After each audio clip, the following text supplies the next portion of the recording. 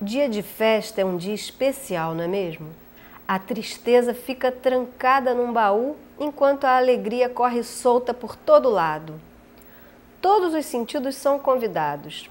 Festa tem sabor, tem cheiro, tem música, tem dança e muita coisa para se pescar com os olhos. Hoje quero convidar vocês a conhecer algumas das maiores manifestações do nosso folclore, as festas populares. E festas populares o que são? Todos vocês já foram a festas de aniversário, casamentos, formaturas, não é verdade? São festas particulares. O dono da festa convida os amigos e lhes oferece pratos e copos cheios de alegria, acompanhados de música e risos, amizade e boa conversa. Quando o salão de festas é a rua ou a praça e o povo todo é convidado, acontece o que chamamos de festas populares. Algumas dessas festas são tão grandes que duram dias. É nas festas populares que o povo canta e dança e brinca e lava a alma, como dizem.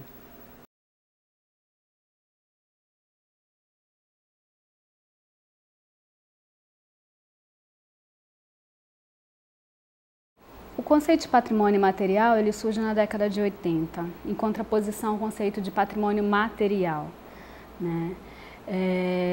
Ele surge para classificar uma categoria específica de bens, que são os bens associados às manifestações artísticas, danças, formas de expressão, celebrações, né, que não tinham até então, até mais ou menos a década de 70, não tinha uma proteção específica dos órgãos do Estado. A gente tinha uma forma de proteção mais voltada para o que a gente chama de patrimônio material, que são as edificações, obras de arte, né? E para o patrimônio imaterial ainda não havia um instrumento específico de proteção, né?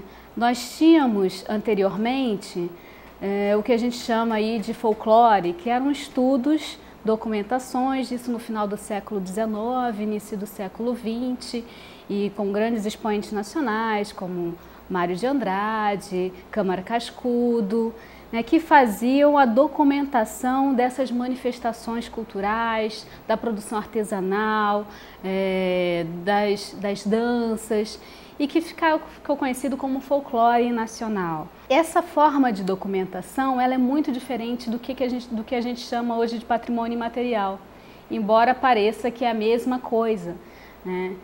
Porque se trata da mesma categoria de bens. Mas o objetivo daquela documentação anterior era guardar para as escolas, para que a próxima geração, para que a futura geração tivesse acesso a bens que se acreditava que fosse acabar, né, com o desenvolvimento da ciência, com o desenvolvimento da sociedade de uma forma geral, né? Então, esses folcloristas eles tinham urgência em documentar e guardar, e isso virava algo para ser veiculado e difundido nas escolas. Com o tempo, acabou que o folclore ficou como se fosse a cultura do outro. A cultura do outro associada ao que ao que era arcaico, ao que era atrasado e que precisava e que de alguma forma ia ser suplantado pela modernidade, né? Mas isso não acabou. Na década de 80, então usa-se essa expressão de patrimônio imaterial para marcar uma diferença entre essa forma anterior de documentação e o que se pretendia agora com uma nova política de proteção para esses bens culturais. A ideia desse patrimônio material é associá-lo a um conceito que a gente chama de referências culturais. É um patrimônio que faz sentido para um determinado grupo, né, que ele está dentro da nossa sociedade, né, que não necessariamente é o externo, ele está fora, né, e a ideia de que não é um outro que vem simplesmente documentar, né, algo que vai se perder, mas uma documentação que acontece pelos próprios detentores. O que é necessário para que a viola de coxo continue sendo essa expressão, essa manifestação que é uma expressão importante no estado de Mato Grosso, né?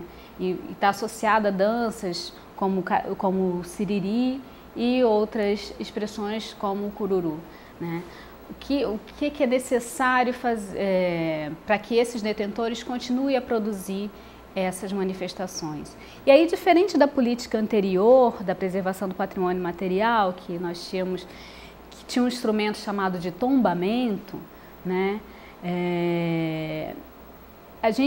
As referências culturais e a política de patrimônio material adotou um outro instrumento que nós chamamos de registro.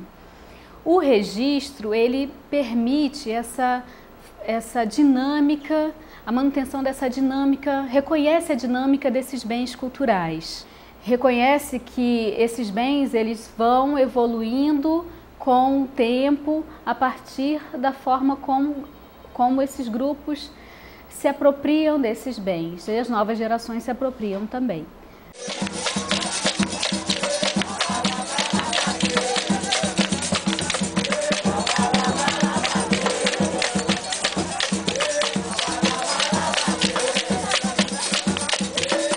Essa nova política de patrimônio material, quando ela define bens de natureza material e imaterial como parte do patrimônio cultural brasileiro, isso está na nossa Constituição, né? Toda política ela parte da Constituição de 88, que faz essa definição desses bens. É por isso que a gente consegue fazer, então, uma política diferenciada para o patrimônio material. E essa política diferenciada, ela consiste em dois instrumentos específicos, né? Um que já existia desde a década de 30, que é o tombamento, e o outro que é o registro, que é específico para os bens de patrimônio material. O tombamento, ele tem por objetivo garantir ou manter elementos físicos, né, de determinados bens culturais, características físicas de determinados bens culturais, né, características estéticas, né, artísticas ou históricas que relacionam um determinado bem à conjuntura em que ele foi criado, ao contexto histórico que ele foi criado. Então, a ideia é de que não importa quanto tempo passe desde a criação desse bem, a gente possa ver nesse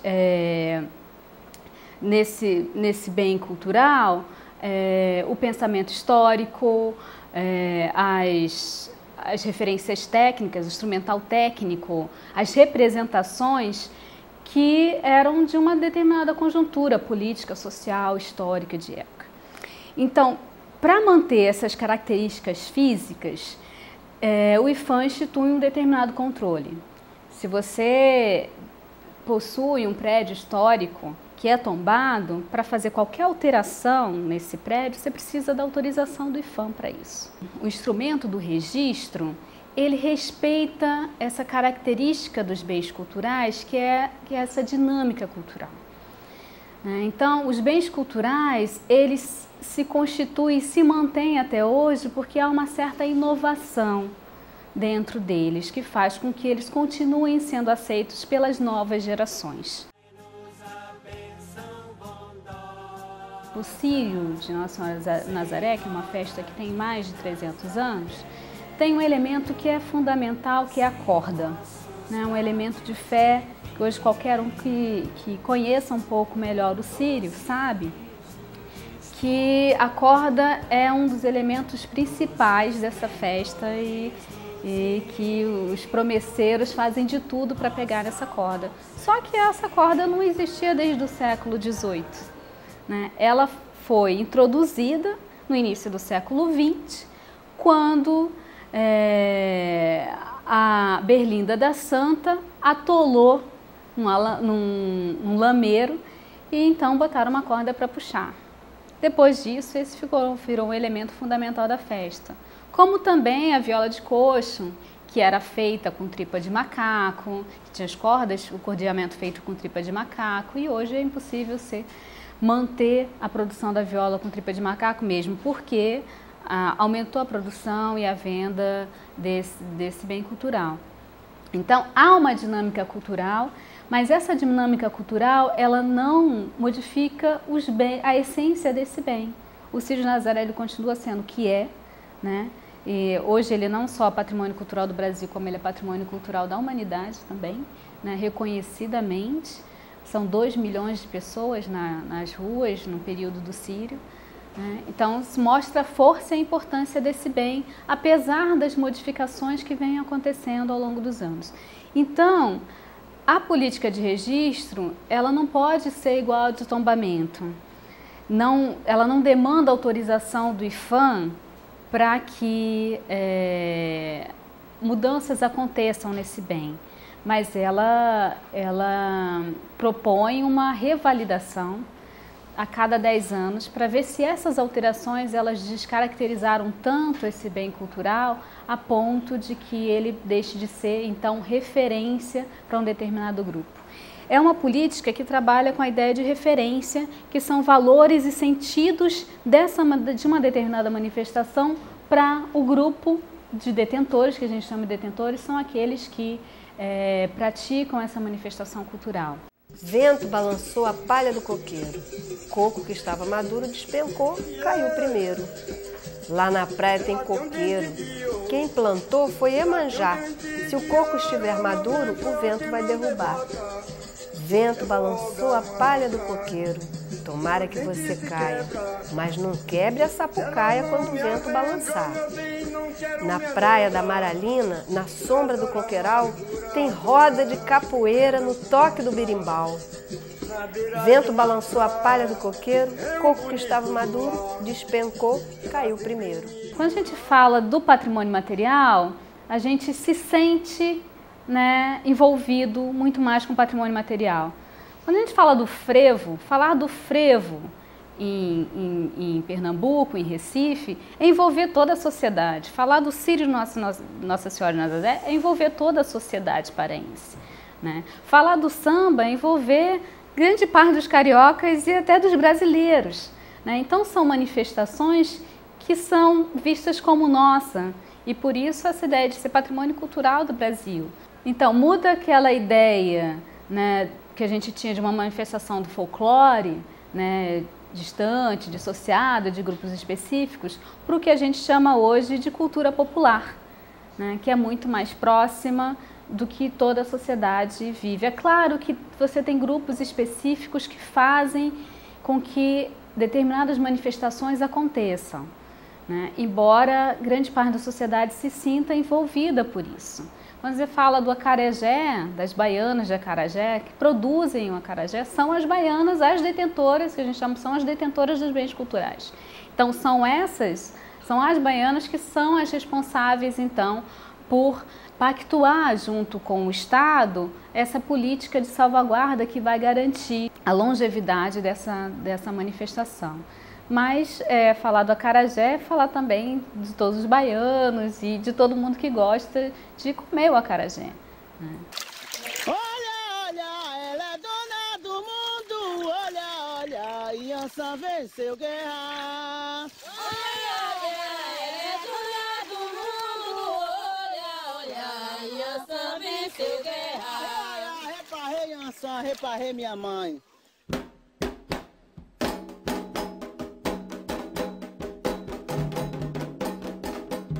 A política de patrimônio material, ela tem três fases, que a gente chama de 3 fases. Né? Uma é o registro, né? Tem a forma de proteção, que se concede o título de Patrimônio Cultural do Brasil. A partir dos registros, os bens que são registrados, eles recebem um recurso a partir de uma política de salvaguarda, é implementada uma política de salvaguarda. E nessa política de salvaguarda, além da manutenção desse bem, pensar as condições de existência desse bem, né, para garantir a manutenção dele para as novas gerações e a continuidade dele futura, também tem um objetivo de divulgar para a sociedade. Então, alguns bens culturais, como o Círio Nossa Senhora de Nazaré, né, como o samba já são de conhecimento da sociedade como um todo, mas existem outros que correm risco sim de desaparecer por falta de apoio e são específicos de grupo, como por exemplo a expressão oral e os grafismos do povo Ayampi, no Amapá. A ideia de fazer a proteção de alguns desses bens que não são tão conhecidos, né, é fazer com que a sociedade também identifique esses bens como parte da sociedade brasileira. Isso é importante no momento em que, por exemplo, as populações indígenas do Brasil têm sofrido muitos ataques, né? A gente viu o caso dos Caiovás, a gente tem alguns grupos que estão sofrendo ameaças de perder suas terras. Então tem uma situação de conflito em relação aos povos indígenas e também até mesmo em relação a comunidades quilombolas. Então esse tipo de proteção, de certa forma também, pode garantir outras formas de direitos para esses grupos. Então muitos grupos procuram o IPHAN hoje, atrás dessa proteção do registro como patrimônio material, para que os seus bens tenham certa visibilidade e, de certa forma, eles tenham, sim, uma chancela, né, do Estado para garantir direitos em outras esferas, né? Esse é o caso, por exemplo, dos produtores de queijos artesanais em Minas, né? A legislação sanitária, né, ela impedia a produção de queijo a partir de leite cru, né? Ela criava determinadas restrições à produção desse tipo de queijo, pelo risco de causar problemas à saúde das pessoas, né? E nisso, em torno de 8.000 queijeiros em Minas estavam na ilegalidade, né? E não conseguiam vender os seus queijos em outros lugares do país, né? Para manter essa tradição, esses produtores recorreram ao IPHAN, né, para solicitar o registro desse modo de fazer artesanal do queijo Minas como patrimônio cultural do Brasil. A partir desse reconhecimento do Estado de que essa produção era característica do país e era importante, o IPHAN sentou numa mesa de negociação com o Ministério da Agricultura para flexibilizar um pouco mais a legislação, claro, garantindo as condições de sanidade desse queijo para não gerar riscos para o consumidor, né? Então, a ideia também de vários setores da sociedade que hoje se encontram em conflitos com legislações que são mais restritivas, enfim, é garantir que eles também tenham espaço na sociedade brasileira de alguma forma, né? E aí, da mesma forma, a gente tem as produtoras tradicionais de plantas medicinais, né? De produtores de fitoterápicos, né? Parteiras. Então, você tem uma série de profissões, ofícios tradicionais, modos tradicionais, né, que ainda sobrevivem na nossa sociedade e que são importantes para uma grande parcela da população e que não tem mais espaço por causa de legislações que são muito restritivas, né, e são legislações voltadas para uma sociedade industrializada, modernizada. Então, em certa medida, um reconhecimento do Estado de que essas expressões elas são importantes para a sociedade pode levar à mesa de negociação, né? A gente tem um caso interessante também que foi dos Ayampi, que tiveram aí os seus grafismos copiados por uma empresa da área de design, né, e resolveu usar aqueles grafismos para fazer papel de parede, né? Com o apoio do IPHAN, os indígenas, os Ayampi, negociaram com essa empresa, né, a retirada desse papel de parede do mercado e sim uma ação de ressarcimento por danos morais para esse povo, né? Então, de certa forma, essa política ela tem garantido direitos para esses grupos que são que tem essa proteção, que tem o registro como patrimônio cultural em outras esferas.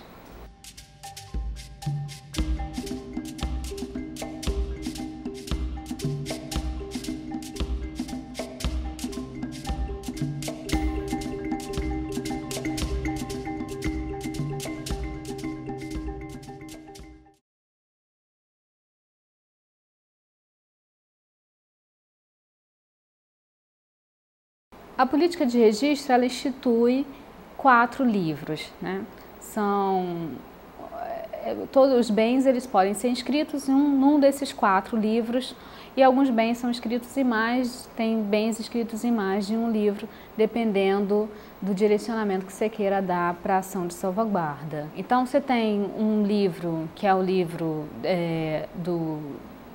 dos modos de fazer e ofícios, né, nesse livro foi registrado, por exemplo, o modo de fazer das panelas de barro de Goiabeiras, o modo de fazer da viola de coxo de Mato Grosso e Mato Grosso do Sul. Um outro livro é o livro das celebrações, em que você tem registrado festas e do cotidiano da sociedade como o Círio de Nossa Senhora de Nazaré.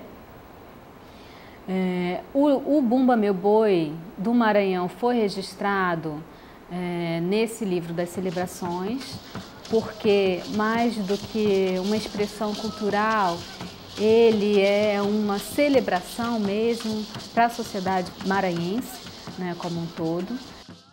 Tem o livro das formas de expressão, para várias formas de manifestações artísticas, como danças, né? Os grafios da Ayampi foram registrados nesse livro das formas de expressão. E tem o livro dos lugares, que são lugares que têm um sentido e um valor diferenciado, de referencial para um determinado grupo, né, da sociedade, como as feiras, por exemplo. Né? Nesse a gente tem registrado a Feira de Caruaru, o Ver-o-Peso, o mercado do Ver-o-Peso. A capoeira, ela foi registrada em 2 livros diferentes, né? O livro